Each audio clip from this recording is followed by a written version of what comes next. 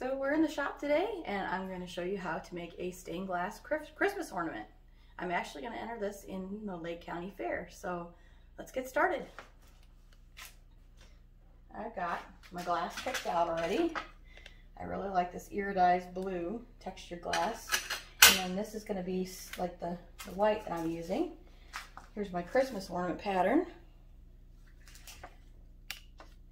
So this will be like the blue, and then these little icicle things will be like snow sitting on top of the ornament. I got my pattern piece pinned down. This is what I'm going to work towards and pin all my pieces to as I grind. So I'm going to cut my pattern out first. I'm going to cut every single piece out.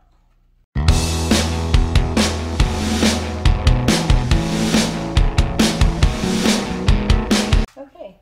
So I've got all my pieces numbered and labeled and arrows, the direction that I want them to go. I'm going to go ahead and sort the colors. These are A's and these are B's. And the C up here, you can make whatever color you want. C, B, A, B, and B and A. Okay, so these are all my A pieces.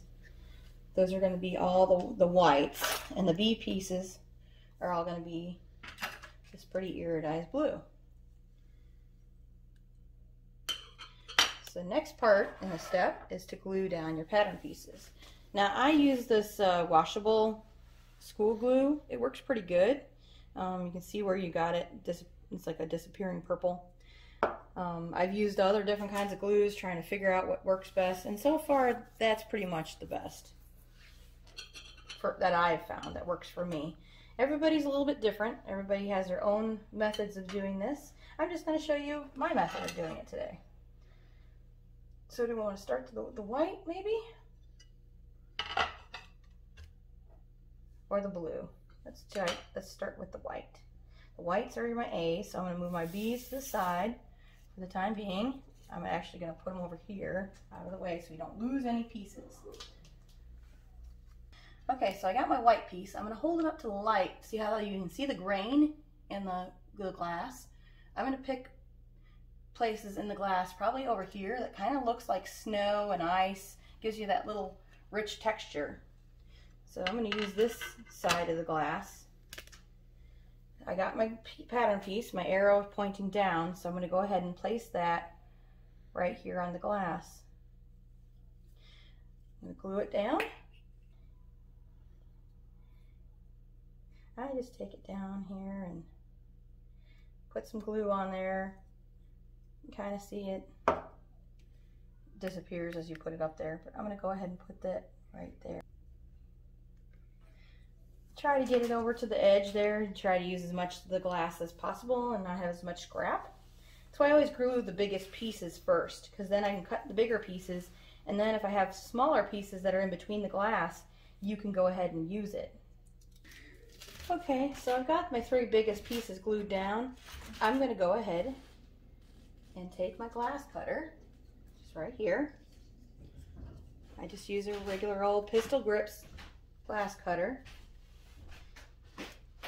I'm going to just go ahead and I'm going to cut this. That way I can save as much glass as possible right through here.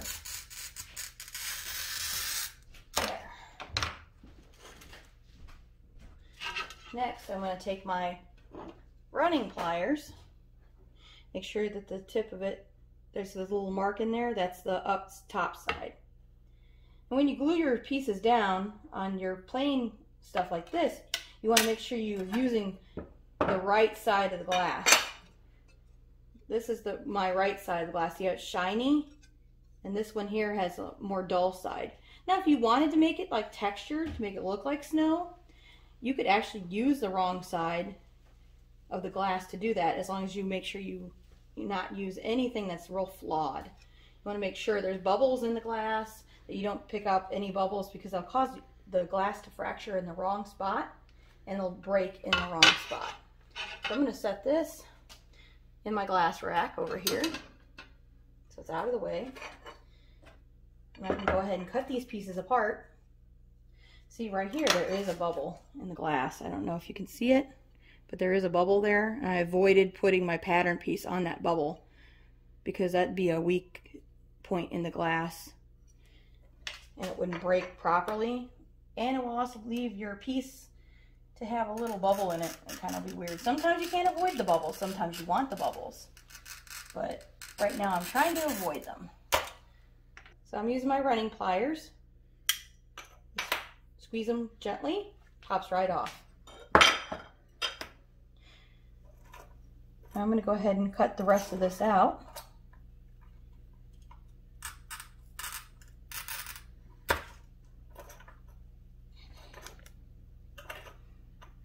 Sometimes I do a little extra cutting carefully, score the glass, and then I use my breaking pliers right here.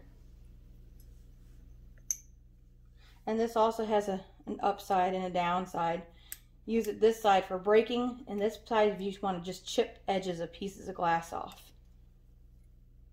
So I just take it like that, break it right off there, set it aside. Goes in the scrap pile. Okay, now this time, sometimes it gets a little hairy. I take this. My second set are grosers. I'm sorry, I said breaking pliers. That is wrong. They're actually called grosers.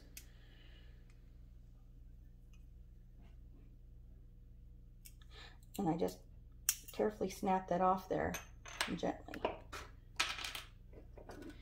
Now some of these pieces, the scrap pieces, are bigger. You can use them for other projects, or if you know somebody that does mosaic work, you can also give them to people that do mosaic.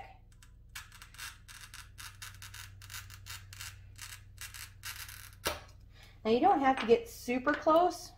I mean, I try to cut as close as possible. Some people get really, really close. I'm not as good with breaking the glass as I'd like to be, so I don't get too close. I'm going to actually use my running pliers for this. You can use them. Just gently snap that off.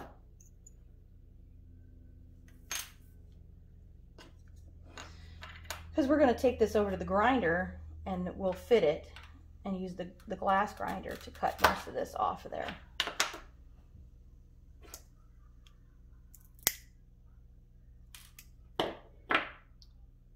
But that's as close as I'm going to get right now. I'm going to go ahead and take this Sharpie marker, because this helps me as a guide when I get to the... Where's my brush? See, there's little shards of glass here. I just set my hand down on one. Poked me. See all these little shards. It's always good to keep a nice clean area when you're cutting glass. But I'm going to go ahead and trace around this so I have a black edge. It just gives me a guideline when I'm on the grinder that I don't take too much off. This just helps me. It lets me get closer on my first pass. I mean, you always want to take the least amount that you can to make it fit at first, because you can always go back and when you're foiling, take extra off to make it fit right. Otherwise your piece will grow, and if you're doing a panel or a lamp or something where it's really important that it not grow and it be the exact size, you don't want it to take too much off or too little off. This is just a sun catcher. It's probably your easiest beginner pattern, one of your easier things to make. And if it grows a little bit, it's not a big deal. Everyone is different.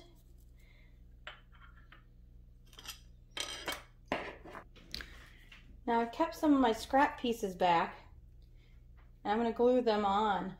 And look for really pretty parts of the glass to use.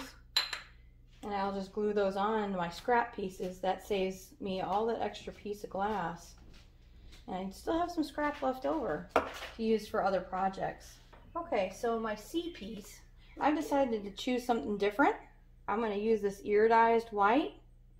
We'll give it some different, like make the top of the ornament stand out. It'll be kind of neat. So I chose that iridized, and I got that glued down. And again, I made the C-piece kind of curved so it won't be such a hinge point. I'll still add some reinforcement in there so that it doesn't come off the piece, because that's where everything, all the weight of the ornament, stands on that. So I'm just going to make this all square, but that'll be curved because curves don't hinge, and hinging causes the glass to fall apart, so it'll cause the solder to have a weak spot. So I'm just placing them over here on my board as I go along. Now I get to start on my B pieces. This is textured glass, so I'm going to have to cut everything in reverse. So I'm going to have to turn my pattern pieces upside down and glue them onto the back, because you cannot score and cut very easily on this textured surface, this rough surface. So we're going to reverse this and do it backwards.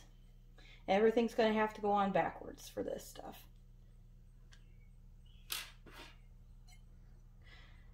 Now there's a kind of a texture, how it drags down. I want to try to lay my ornament to where it looks like everything's kind of going downwards. Instead of turning it sideways, I'm going to go this way. So this piece is not going to be long enough for this big piece here, so I'm going to have to go to my bigger sheet. Now I'm going to flip it over. I'm going to make sure to check for any flaws, any bubbles or cracks or any lines in the glass that might make it weak. This is even the back side is a real bumpy surface to work on. So I'm probably going to go ahead and choose this side and work from this corner. I go that way with it. So all these big pieces are going to have to go on this glass, and they're going to be upside down.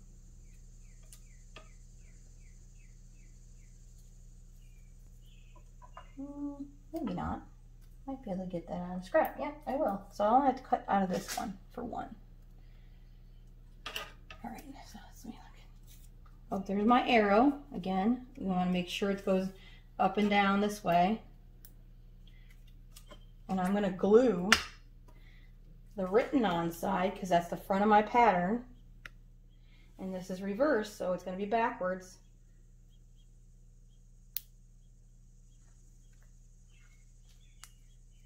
We want the front side to be the good side. So we're going to turn that. Oh, I'm going to go this way with it.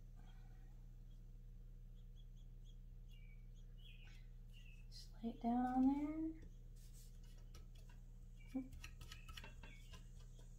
See what I mean about the bumpy glass? It doesn't want to stick real good, so you're going to have to make sure it sticks good. I'm going to give myself a little extra space at the bottom, because this is a real tight, tiny little piece.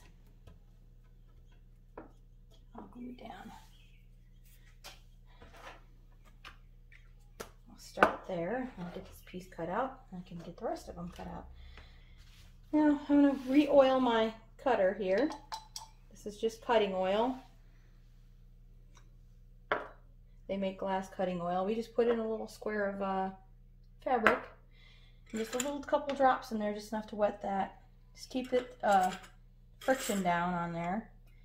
I'm going to cut this piece right here. And you don't want to put too much pressure on this textured glass, because it's rather fragile. And sometimes they don't like to break where it's supposed to. So I got everything traced out, cut out, and now we're ready to go grind. Alright, I'm going to go ahead and start grinding. It might be a little bit loud. We can try to tone down the sound. I won't be talking much during this, but I'm going to start with my white piece. I usually start from the center on this project and work my way out. I got my cookie. I got my gripper. So I'm going to start grinding. Can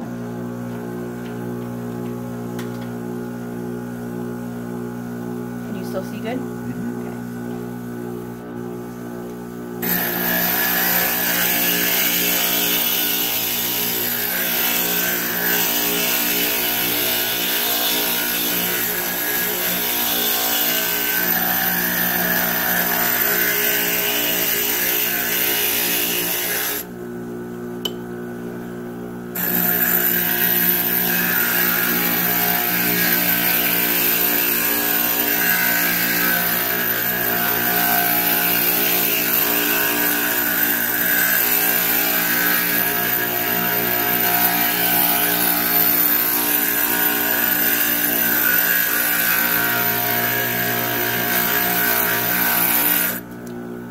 can use gloves for safety purposes if you want to.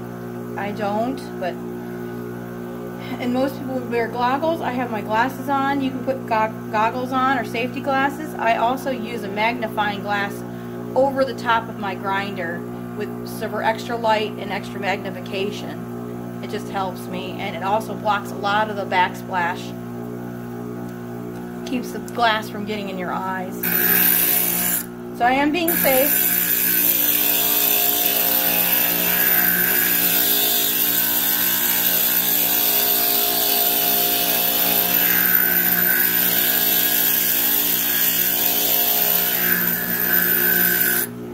Most definitely do not want to just grind with nothing protecting your eyes.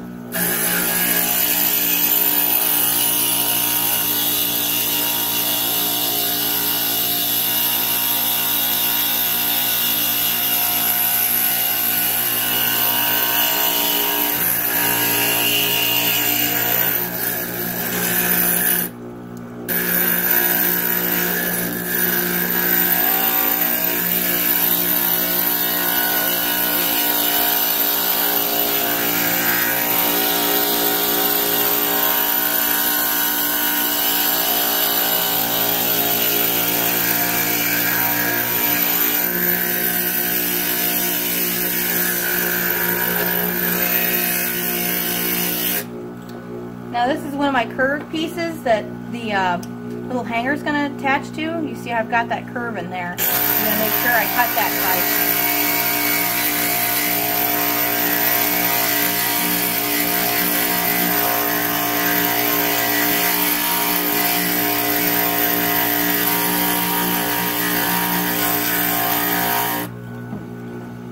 I'm just going to take the sharp edges off. That way I don't cut into my foil when I foil it. Take my paper off. Now I can see kind of where my guide is. There's a little bit of black right here. You can see that out. And I'm going to take a little more off right there. Don't want to take too much because the marker can bleed underneath their paper. So you see, I'm aligning it up inside my pattern so I can see what I got. And I just go ahead and pin this down. I'm going to probably start working from this side out this way. So I'm going to go ahead and pin on this side so my piece can't move on me.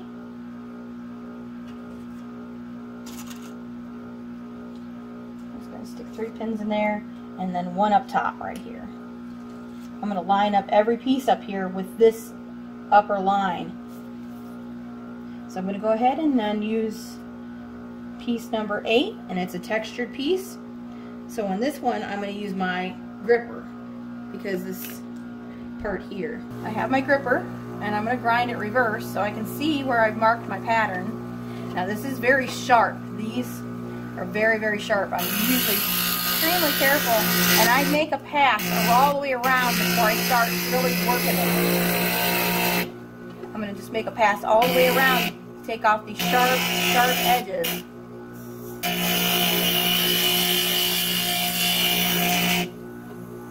So I'm going to go ahead and take this off and flip it over the other way, because otherwise you're going to get cut. And you got to be real careful because it will chip underneath here.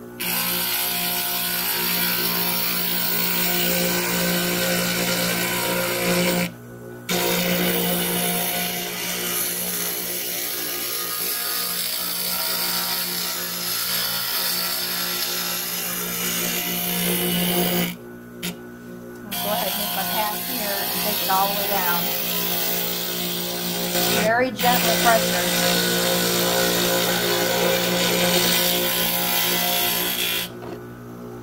Very, very gently. Because this glass chips, it is iridized.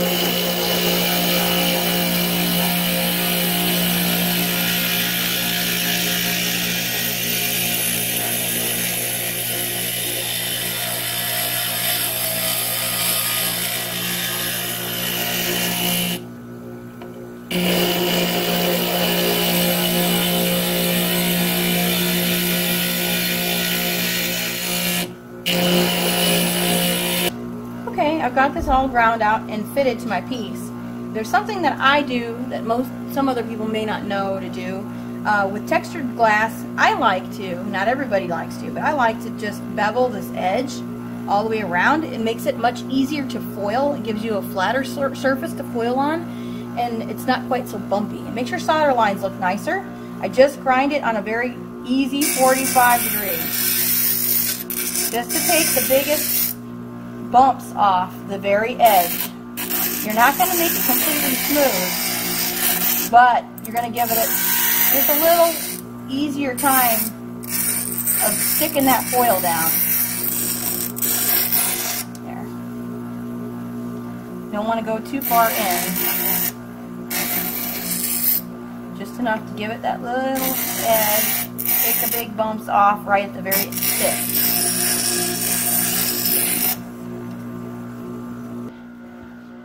And I'm going to pin it down. Get it as close as I can. Actually, I think I could probably take a little bit off over here. I think I'm going to. Dry my pieces off before I lay them on my pattern. And pin it down.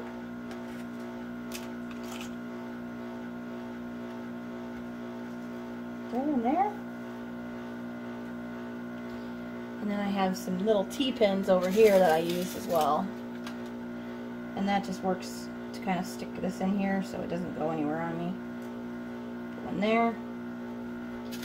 And one pin right here. Because my next piece is going to be piece number 4 right here. We're going to do another white piece. I just kind of back and forth, and build it out to this edge. And I do the same with the opposite side. So I'm going to go ahead and keep on grinding. Okay, so I'm coming along pretty nicely. I've got 3 pieces left to go. I'm going to finish it off by doing this number 10 piece, the number 1, and I'm going to do the number 11 piece because that's going to have to be curved in so it fits nicely. That way it doesn't make too big of a hinge point. I will reinforce it because it's still a weak point where everything holds onto that. And I will show you how I do all that. We'll get to foiling pretty soon. Washing it, putting it back together.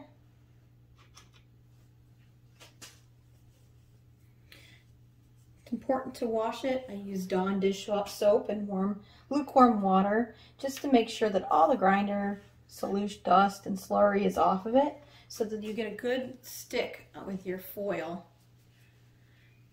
The sticky side sticks down good.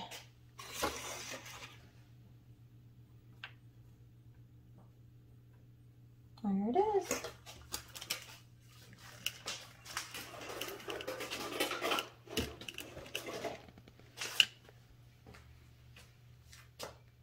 All washed and ready for foiling. So this is these are the tools that I use for foiling. Got my tape here. I got 5/16 and I got some 7/32 and some 3/16. So I have a little bit of variety of the tape. Got my scissors, and I have the kind that are non-stick because the sticky back doesn't stick to them. An X-Acto knife for cutting and detailing. And I got a fiddle stick. This works really good for burnishing or just getting around the curves, run around the edges. And then I just use one of these little dowel rods that are sharpened like a pencil. And that also works really good to burnish and get in tight with those little corners. So I'm going to get started. Again, I'm going to work from the middle and then work my way out on each side. So I'm going to take it just apart. I'll start with this piece right here. This is a nice thick piece, so I'm going to use my little bit of thicker 7/32 foil. I think that's 7/32. Hold on. No, it's not. Yeah, it is. Okay.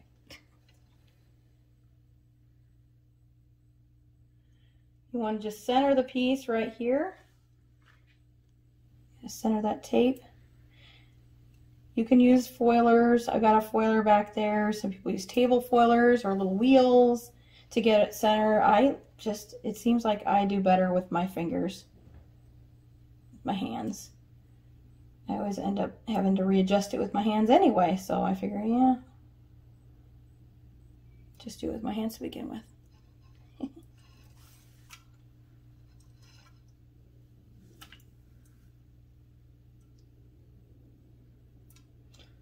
Just trying to get this even on there. And then you want to match up the edges on this piece of tape and go just slightly over it so that you don't leave a big seam there. And I just cut it off evenly. Stick it down. Take my fiddle stick or my little burnishing stick, go down across the edges and the flat spot, making sure that there's contact all the way through there. And I just push it down carefully so I don't, try not to crease it.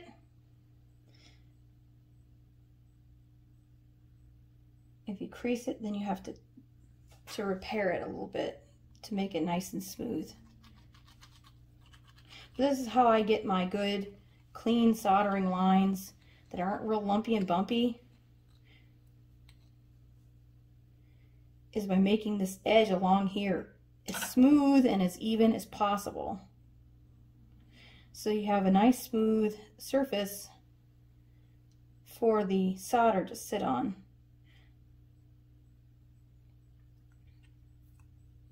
Now on these curves, I always bend this over like that when I'm foiling, so that when I push it down with my fingers, I'm not creasing or ripping that tape, because it's copper coated, but it's black backed. And I'm using black backed here because I'm gonna not want anything to show through and give this white piece a coppery color. Now with the other stuff here, I'm actually going to use silver backed tape. Okay, now I got this all laid flat. I'm going to actually go over this and flatten it out really carefully, and that is not to rip any of this tape, just to make sure that those edges are burnished down all the way to the surface and you don't have any major gaps in there. You don't have to use very much pressure, just kind of gently run it along. And then I'm going to inspect it to make sure I don't have any rips or tears in the foil. Okay, I'm going to pin it down. So on these blue pieces, I'm using silver backed foil because I'm not going to patina this.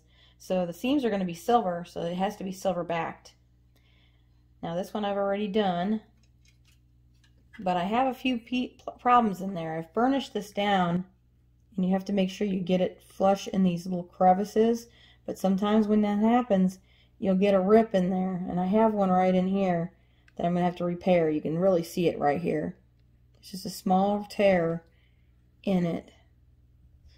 So what I'm going to do, I'm going to take a tiny piece off this copper foil, well, silverback copper foil, and I'm going to stick it across where the foil's ripped.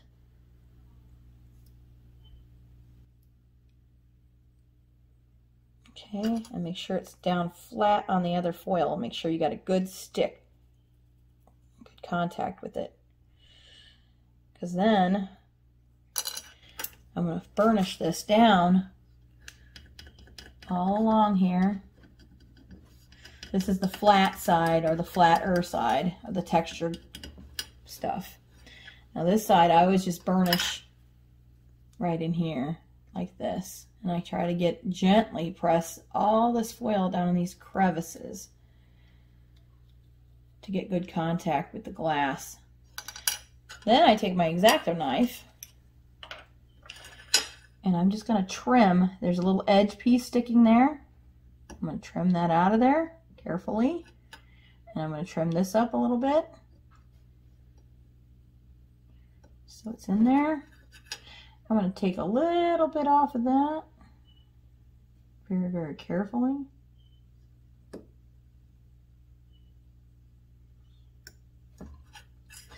And I just take the very edge of the X-Acto knife and I just kind of go along here and pry it out. Get a little sliver out of there. Okay, and on this side as well, I'm going to go back over this and make sure this extra piece here is even with the other foil. Just curve that in a nice even line.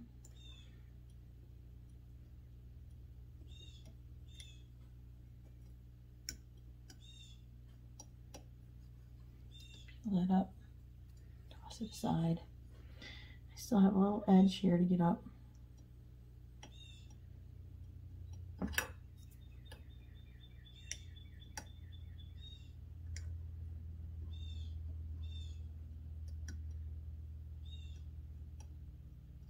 You definitely want to use a nice sharp X-Acto knife for this.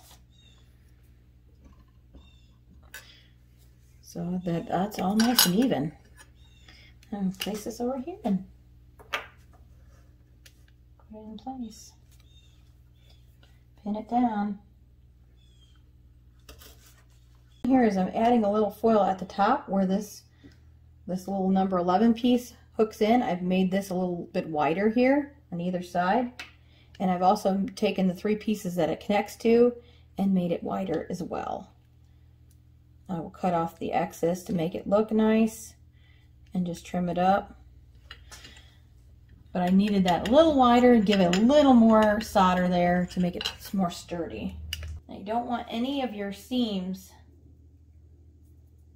or cracks to be in this outer edge, because you can't really fix those outer edges. If you get a crack or tear in those, you're gonna have to redo the entire piece or go over it to where it connects into a seam. Otherwise the foil will just fall off when it gets hot. So you always want to hide your seams and your edges inside of your piece, not on the outer edge of it. Go ahead and stick that down. And I will put wire to reinforce this as well in the hanger at the top. The hanger will be built into this big seam right here. Now there's going to be some little holes and a little bit of gap here and there, which is fine. It'll fill with solder and make the piece stronger. Now I have one big hole right here. I don't know if you can see it. There's one rather large space in here. And what I'm going to do is I'm going to fill that with a piece of copper foil so we don't take as much solder to fill that in. I just cut a piece of 5/16 tape and I'm wrapping it over itself around and around just to create an even copper surface so there's no black tape showing. And I'm going to take my tweezers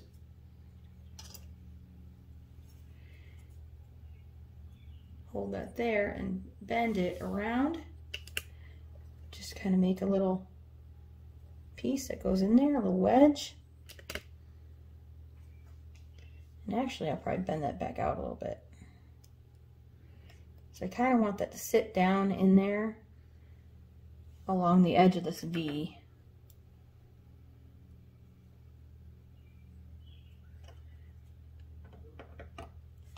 Just kind of poke it down in there. And I even use a pin every now and then, just very, very carefully try to position that down in there. Just gives it somewhere extra to hang on to the solder. Poke it down in there. There. Just fills it a little bit. Okay, now we're going to solder this piece together. I'm using paste flux, but there is liquid flux, but I'm just using paste today. It's all in personal preference. There's a gel flux as well. I'm going to go ahead and get this piece here down to where it can't move on me. There. Just coat that. I'm just going to run it down my seams.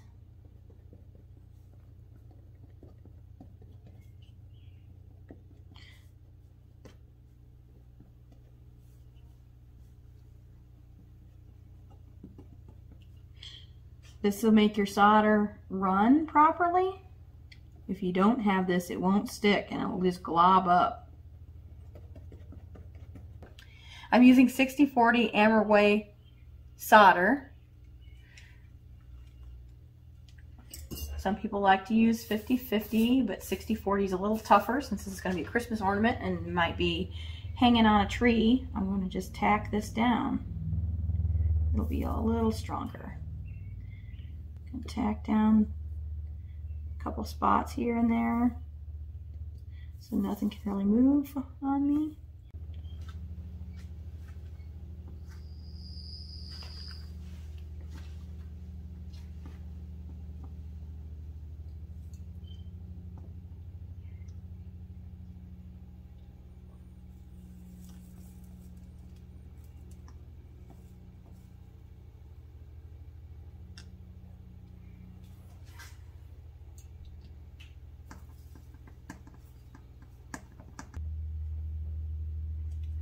Try to get these as smooth as I can first time around, but I want to get them all kind of together, then I can get some of these pins out of my way.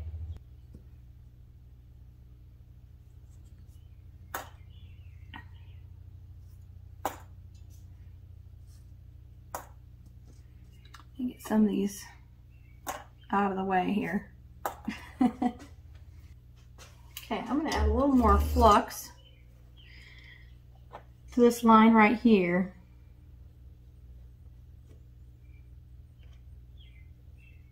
So I want to smooth these lines nicely together.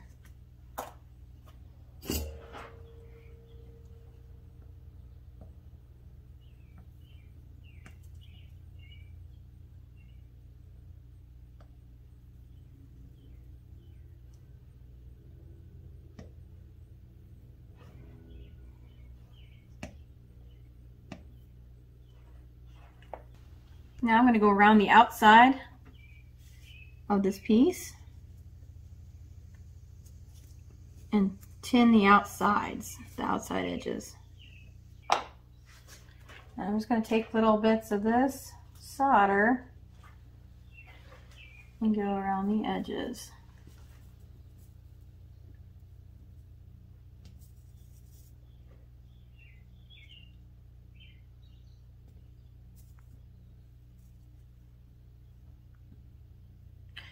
I don't know why this iron is not working better.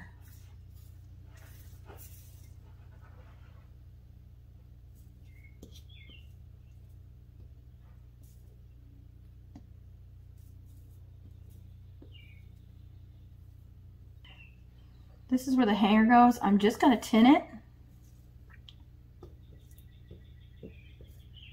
just to give it something to stick to. I'm going to go ahead and do all my seams and everything on here first before I put the hanger on. That's why it's good to do the soldering in a well-ventilated area.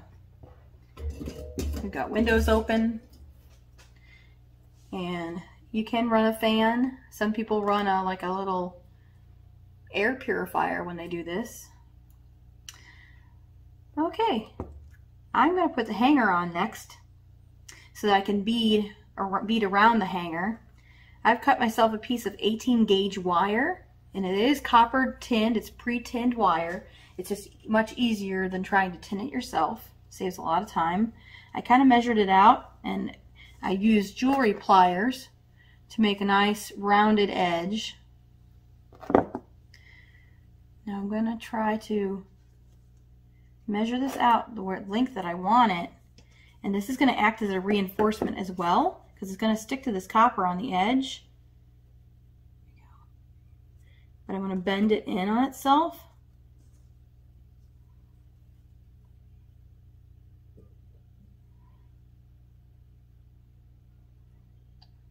That. So I'm try to make that as even as possible on both sides. All right, turn it this way.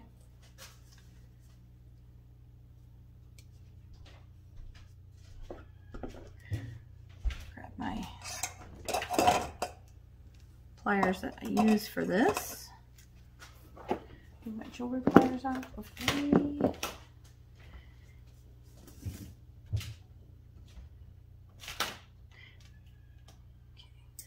I'm going to flux the edges of this.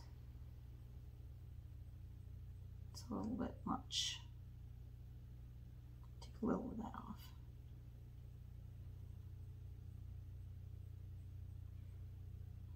Well, I won't need that.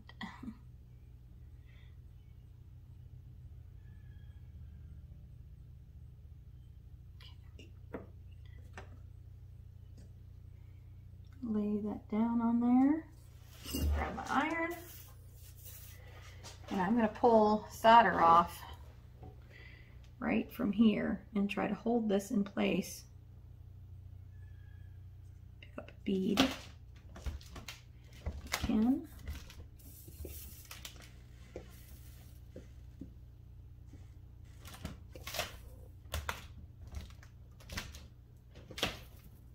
I'm using a very small tip because this is a very small project. Okay, now that it's on there flat, I'm going to let it sit for a minute, and then I'm going to go ahead and add beads of solder, a little at a time. Now if I wanted to, I can make little dots by letting the solder cool, but I'm just going to make a nice even kind of bead on there.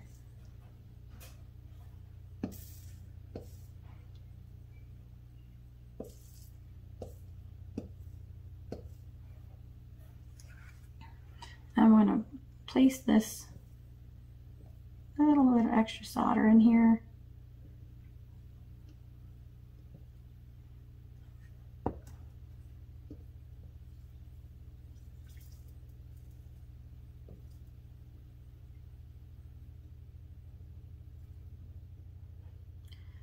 Trying to smooth it out, blend it in.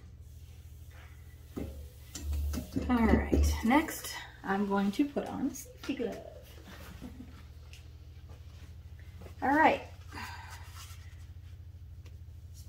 I'm going to bead the edge to give it more strength.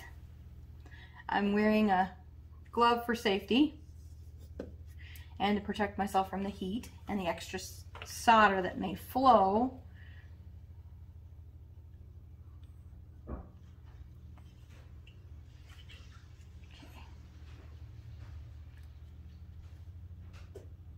I'm going to do one side and then do the other.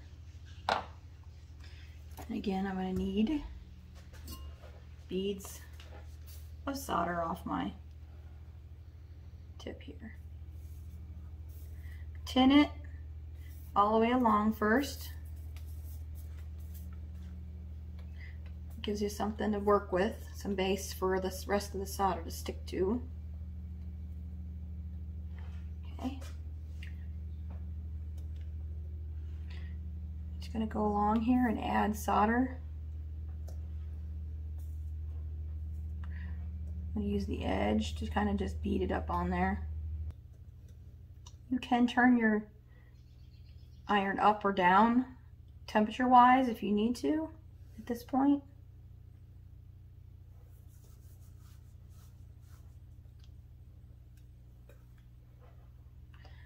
I'm really trying to smooth out those. Oop, there, it got too hot on me. Flowed. That's why you wear a glove.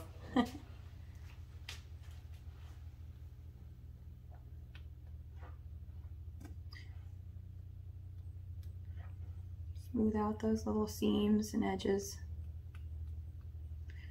And it's a bit time consuming. So here's my ornament. It's all finished, soldered, beaded. See the edges, nice and rounded. Got my hanger in there. I don't have any hinge points doing it this way because I got wire on both sides and in the seam. And that should be sturdy enough and strong enough to hang it. Make sure you don't drop it. Now I get to go wash it, dry it, and I'll show you polishing. Alright, I'm polished and putting the polish on it. Now I gotta let it dry once it's on, and then I can rub it off there. I want to make sure I get polish on every piece so that I don't have any oxidation. don't get any weird stuff going on. It takes all the dirt off the glass. Makes it good. Gotta do both sides.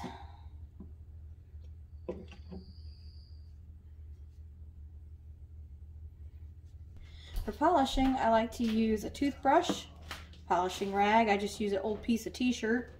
This one here is getting a little bit dirty, but it'll work for now. And I have this little either toothpick, or this is a soft little pointed edge. It's not as pointy and where it won't scratch the glass. I just rub along there. The first step is just to take off as much of this as you can with just your finger and the rag.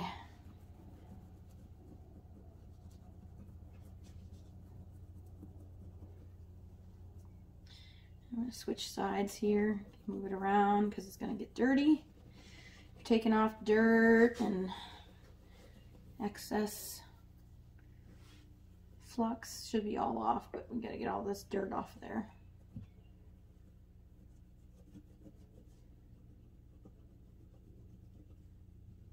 This is the back side I started with. I'm going to flip it over and get the majority off the front side now.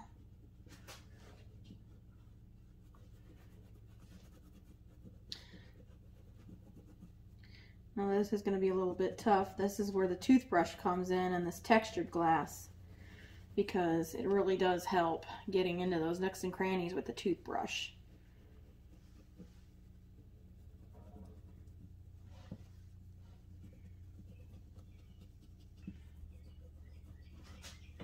Alright, I'm going to use the toothbrush on this now. Kind of get in these cracks and crevices. Try to get the polish out of there.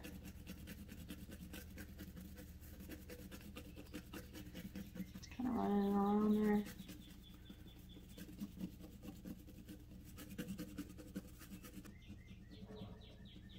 And I'm going to actually take this and wrap it inside of the material here. And I'm just kind of buff along the edges.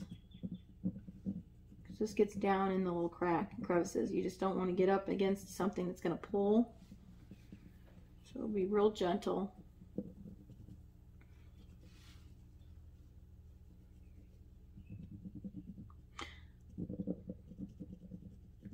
You can kind of hear it rubbing in there. I just make sure I got a lot of buffer between that little point and the glass, so I don't tear up the foil or scratch the glass in any way. Also go around the edges of each seam.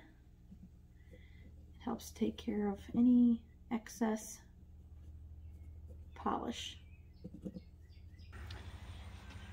Okay, there's my stained glass ornament. It's all finished, polished, and ready to go to the fair. Hope you enjoyed this video. Thanks for watching. We'll keep you guys posted and have an update on the fair results. Candy crab. Oh, there it is. Hey, look at there. First place. Awesome. Very cool. Oh, that's so happy. Yeah. I just made that too. That's where it's So I got results to put out. Yeah, first place.